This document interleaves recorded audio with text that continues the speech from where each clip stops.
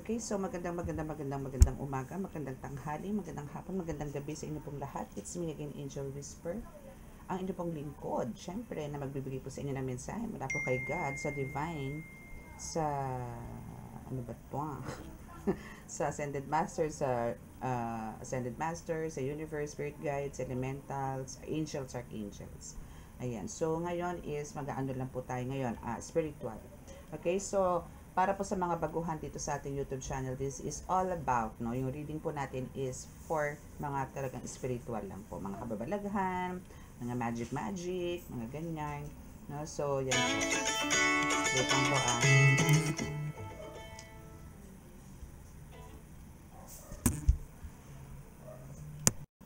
Okay, let's resume. Okay, so yun nga po, so tayo po is more on spiritual po. And gusto ko magpasalamat again sa mga patuloy po na nag-a-avail po ng ating mga miracle oils and ating mga amulets. Maraming salamat po. And sa mga subscribers, sa patuloy po na nakikinig, yan is maraming salamat po.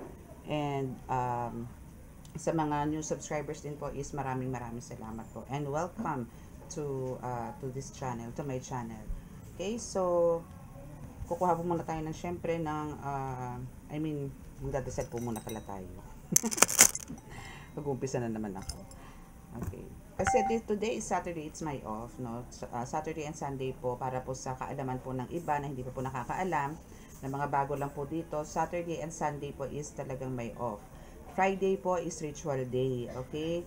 Friday is ritual day. No reading po tayo nun. Kung meron man pong healing akong tinatanggap, yung mga walk-in lang po dito, lalo na po kung mga emergencies, mga bata, mga ganyan. Okay, so yan po. Para lang, FYI lang po yun. FYI, okay? So, kukuha po tayo ng cards dito na ating gagamitin. Okay. Okay, so let us pray.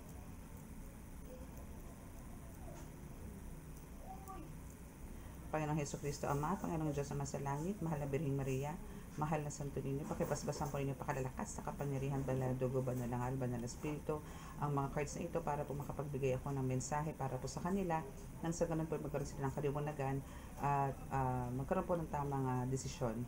At ako pinanalangin na kami po inyong patuloy na iligtas sa anong kapahamakan, disgrasya sa kuna, at mga klase ng karamdaman na tukso, at ganoon din po sa mga kalamidad.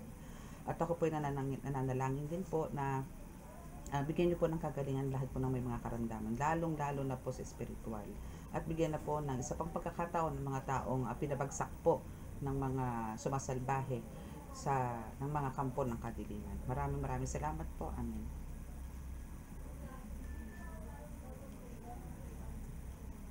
Actually, sa mga ganitong araw, Saturday, Sunday po is pwede pong ano lang tayo, quick reading, no? Quick reading. Quick reading, ganun. Okay, so quick reading lang po tayo. Pero tingnan po natin kung gaano ka-quick yung reading na mangyayari ngayon, no?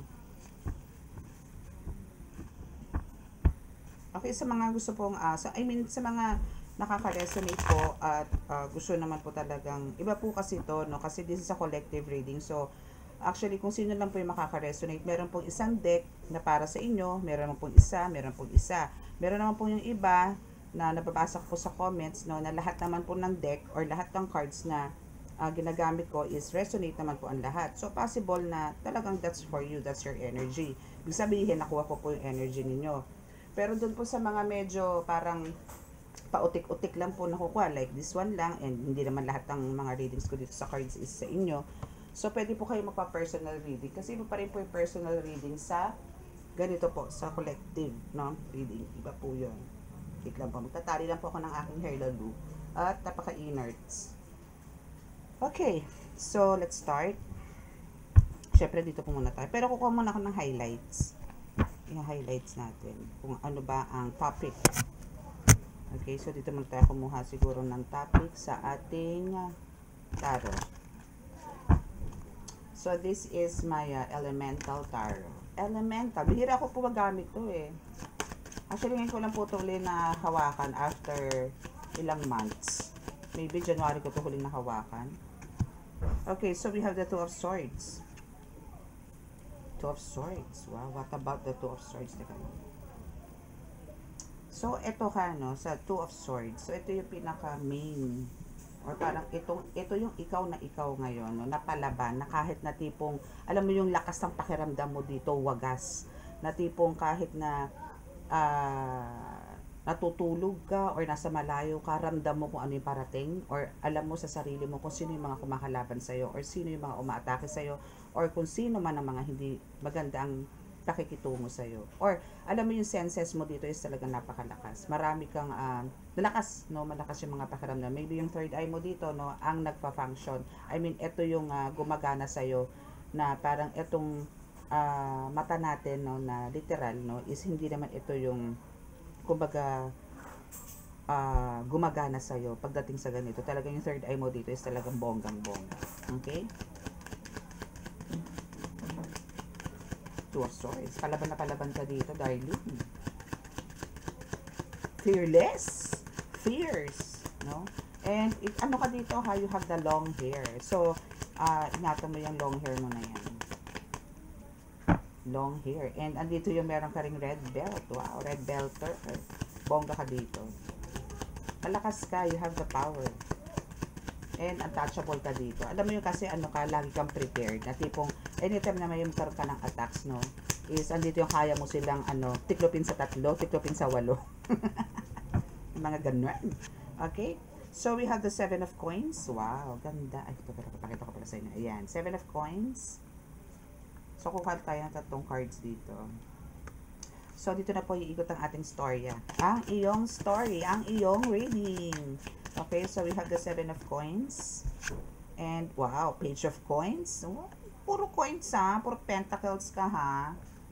Pero, maganda to. Okay, so what else? Parang ito yung nagdala sa'yo ng swerte. Alam mo yun, yung pagkakaroon mo ng mataas na senses. Okay, so, we have the page of wands. Wow, parang kulang na lang dito yung ha? Okay, so we have, ay sorry, papakita ko pala. Ayun. So this is the page of wands. Okay, so 7 of coins, page of 7 of coins, page of coins, and page of wands. Maganda, no? Kasi andito yung, alam mo, ang daming darating sa iyo na opportunities or offers, no? Kung iaano natin siya, i-correct po natin siya dito sa 2 of swords mo.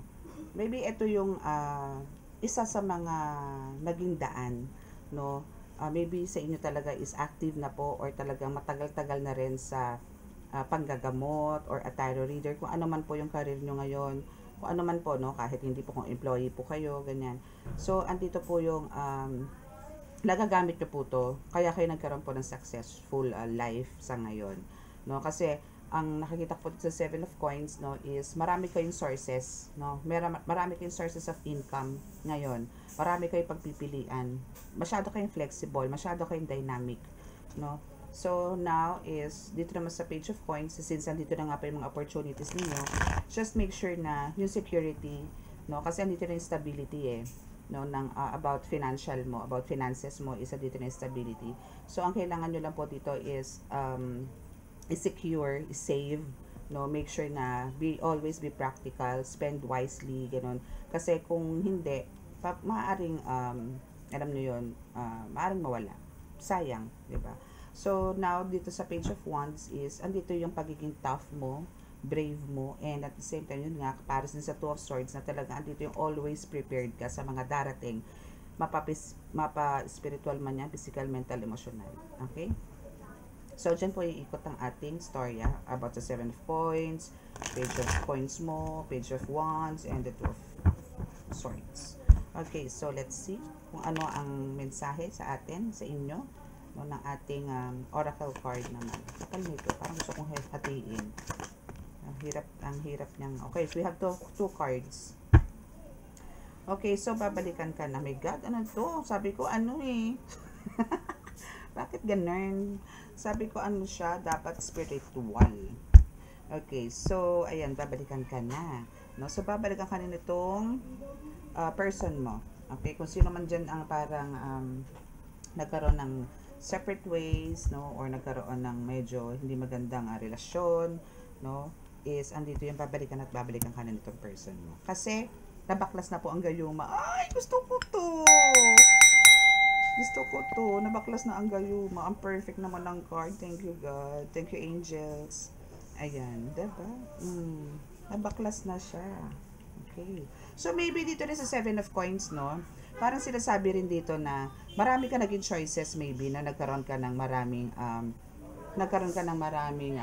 or pinuntahang mga healers, mga ganyan para ipa-check etong person mo, no? Or ikaw mismo, depende to sa inyo, kayo na po yung mag-a-adjust kung sino po yung may ginayuma po, no? Kung ikaw or yung person mo. But, ang importante po dito kasi is, nabaklas na po yung gayuma. Congratulations!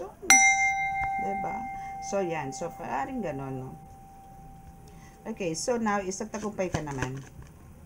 Okay, so we have talasan na yes. Actually, ito yung meron ko sa 2 of Swords, diba? Ito nga yung naka-highlights natin. Na talagang, eto na talagang malakas yung pakiramdam mo sa lahat, no? And, palakasin mo pa. Okay? So, marami namang ways, no? Especially sa mga healers, no? And sa tarot readers, kailangan po kasi talaga patalasan din po talaga ng pakiramdam dyan. Hindi po tayo po pwedeng papatay-patay pagdating po sa ganito. Kailangan po yung intuition po natin dito is talagang mataas, no? As in talagang nasa highest yung ano natin, yung energy natin. Okay? So, we also have the Duending Birdie. Okay. So, itong Duending Birdie na to is talagang, isa rin to sa nag-guide sa'yo. That's why, andito this is 7 of Coins and Page of Wands na nagbibigay sa'yo ng security when it comes to your finances. So, better na ngayon, hindi nyo man po sila nakikita, pero I'll make sure po na nasa inyo yan, katabi nyo, at nagbibigay sa inyo ng swerte sa araw-araw. Okay? Ay, dami. Wait lang. May buntis. May buntis. Okay, oops, positive. O, diba?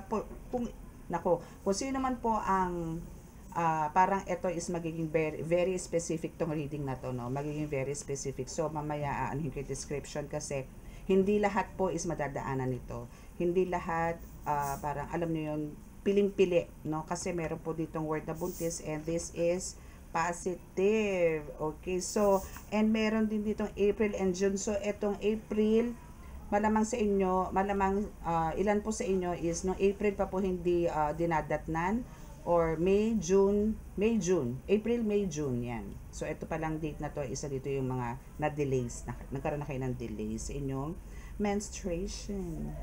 Okay? And what else? Andito yung babalikan ka na, no? Kasi parang isa din sa reason na, no, nauntog to, or parang mas lumamang yung pagmamahal sa'yo kasi nabalitaan itong person mo na ikaw ay nagdadalang tao. Gayuma, dikit sa positive, so ibig sabihin talagang nabaklas na yung gayuma. Okay? BFF. Okay, so we also have the BFF here. So, etong BFF mo, ang pinakamagaling na mga agaw sa buhay mo. So, ito yung parang signal number 4. Siya yung naging Karina ng buhay mo. Bagyo.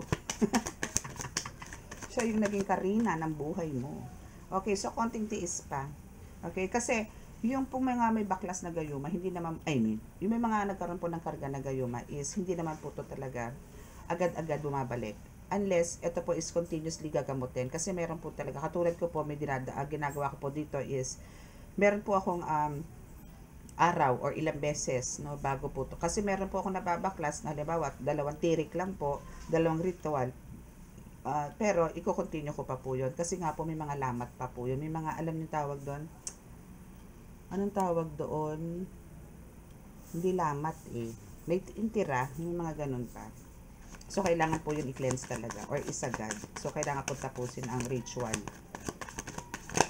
Okay, so let's see kung ano pa. Pagtitiis na lang at magiging maayos din ang lahat sa inyo nitong person mo. Kasi, andito naman yung base dito sa mga cards mo is yes naman ang lahat. Positive naman ang lahat.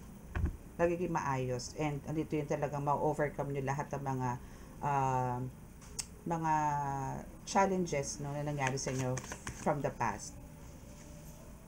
Okay, so this is bakit nangyari to, no? Bakit nagkaroon bigla ng changes sa inyo, or maybe yung iba sa inyo is andito yung matagal na rin nagsasuffer sa ganito na nagkakaroon ng hindi magandang treatment from your person dahil nga dito sa gayuma na to.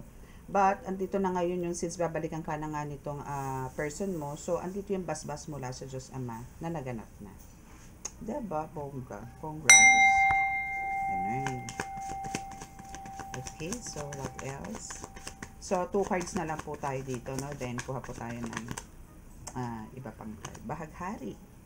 So, ang bahaghari po kasi, it represents as, ano po siya, new beginning, parang rebirth, or renewal, no? Or talagang andito yung magkakaroon kayo ng huge transformation sa buhay nyo na hindi nyo po inaakala. Parang lahat po is magiging magical, no? Yan, katulad po niya na parang babalikan ka ng jowa mo na alam mo sa sarili mo na may gayuma siya. Parang hindi mo inaakala na babalikan ka pa niya.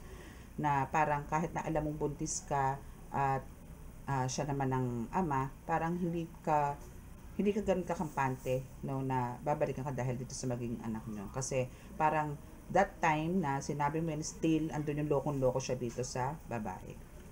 No, but andito yung basbas nga ng Diyos Ama na kumbaga andito yung bahaghari na magbibigay sa inyo ng positive changes sa buhay nyo as a couple, no, and with a kid na palabas, with a baby, okay?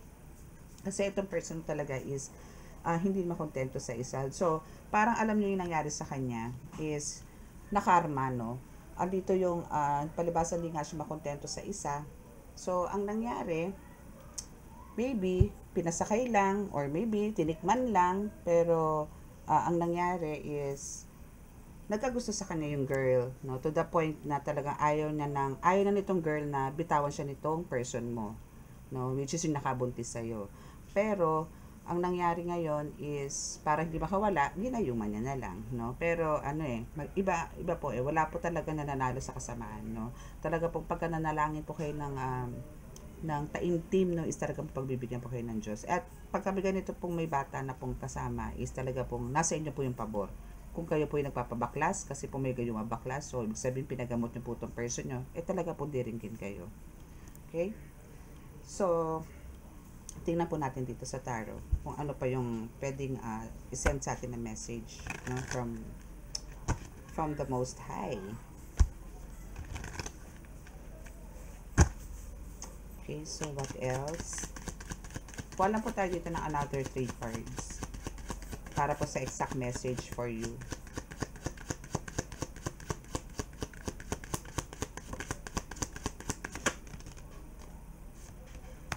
Hierophant. The Hierophant, 3 of Swords, wow, and 8 of Pentacles. So, tapos na dito yung pagdurugo, no? Kasi dahil dito sa The Hierophant, this is a leader, a mentor, or a divine, the Holy Spirit, no, is nandito. Pero ito kasi is a priest, no? As you can see, this is a priest, or a pope, no, na nagbigay sa inyo ng basbas. So, consider po natin siya yung Diyos Ama na nagbasbas sa inyo para magkaroon po ulit kayo ng happy family, or magkakaroon kayo ng happy family dahil nga po dyan sa pinagbubuntis ninyo. Okay? And so, we have the 3 of Swords here. Ayan. 3 of Swords is andito talaga yung, alam mo yung from that storm Karina na pinagdaanan mo, no, is tapos na, no, dahil nga dito kay the Hierophant, which is andito yung ayaw niya na mag-suffer ka, ayaw niya na ma-stress ka. Iba po kasi talaga pagka nagbubuntis, mas maganda po yung lagi tayo nakangiti, less stress po kasi hindi na po talaga mawawala sa atin yan, kabuntot na po natin yan. So andito yung at least ma-lessen, no, yung stress. But andito yung sinasabi na kahit na nagdaan ka sa ganito, sa pasakit, sa sakit, no, sa storm yan, sa ganyan, andito naman yung magkakaroon ulit ng bloom, no. So matatapos yan dahil dito sa 8 of Coins na talagang ikaw mismo is nagpursige, no. Kumbaga yung hard work na ibinigay mo dito para lang babawi itong person mo or maging maayos ulit yung relasyon ninyo. Maybe for some of you, dito yung antagal ng relasyon ninyo na bigla na lang sa isang pitik parang pinandirihan ka bigla ng person mo. Or andito yung iba na ghosting, hindi na nagparamdam, no? Then, yun nga, kung hindi mo pa sinabing nabuntis ka, or andito yung pinagamot mo, walang kagalingan, or parang hindi ka rin babalikan. Okay? So, hanggang kailan ba to, no? Tingnan natin, no, kung ano pa yung possible na mangyari. Ito mga darating, especially ngayon mag-ghost month, so, paano ba ang mangyayari sa inyo? Ano pa ba ang kailangan mo expect no? At anong buwan, anong araw, ano pa, no?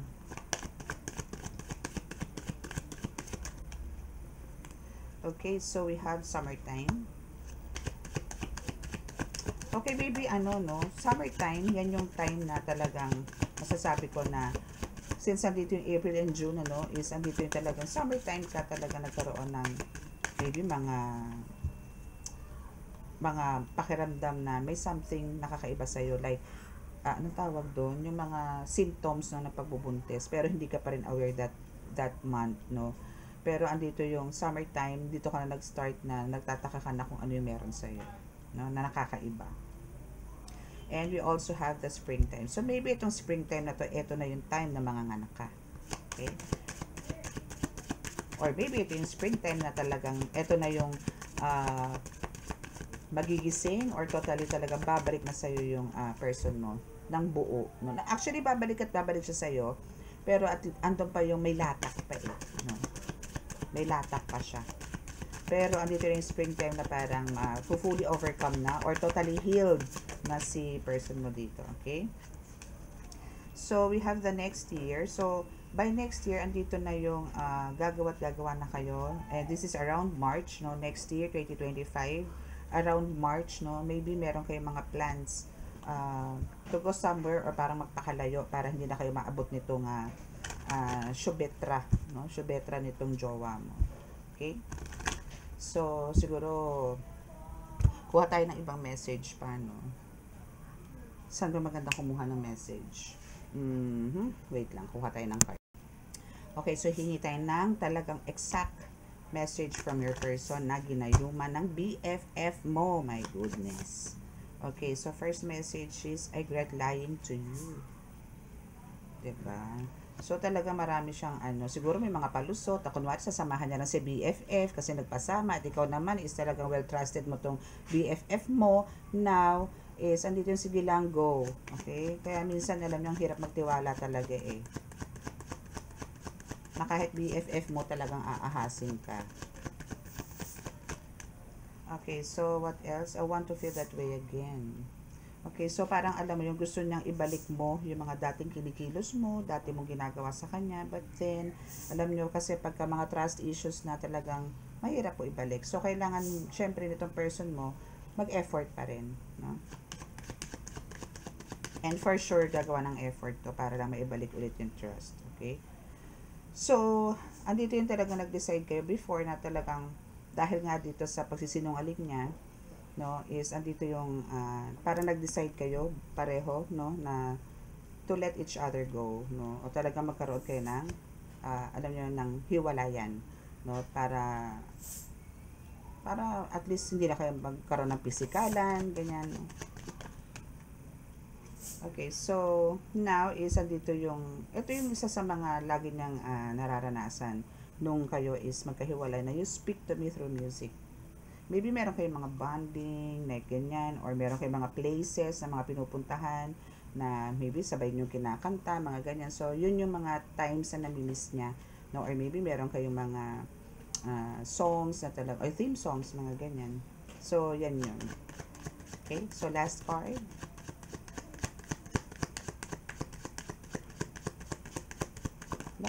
Last card. Okay, so we have, I want to tell you how I feel.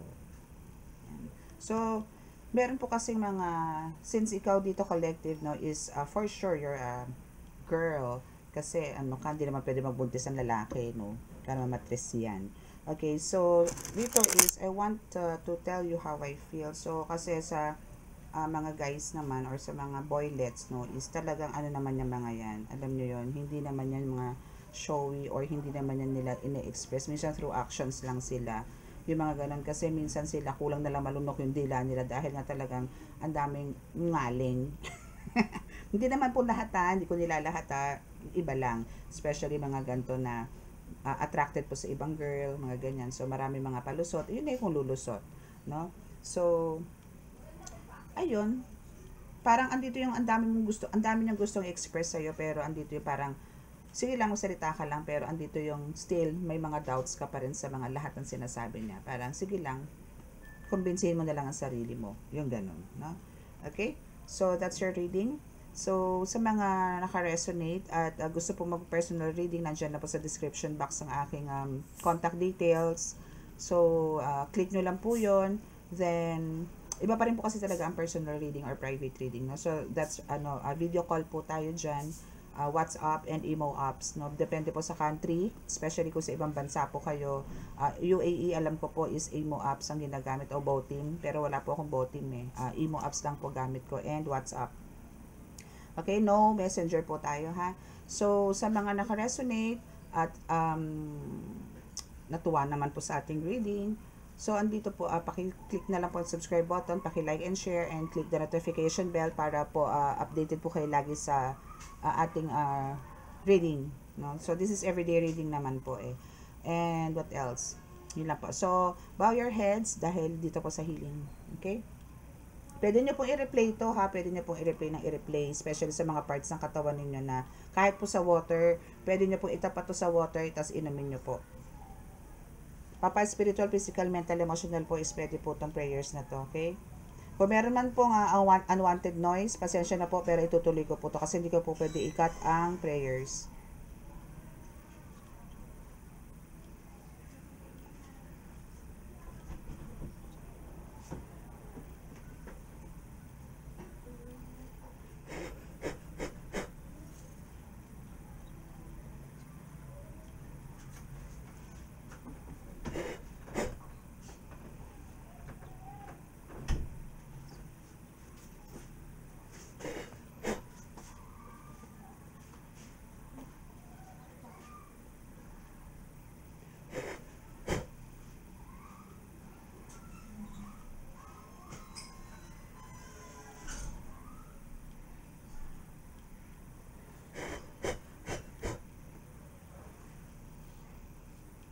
Okay, so maraming salamat po and God bless us all. Bye!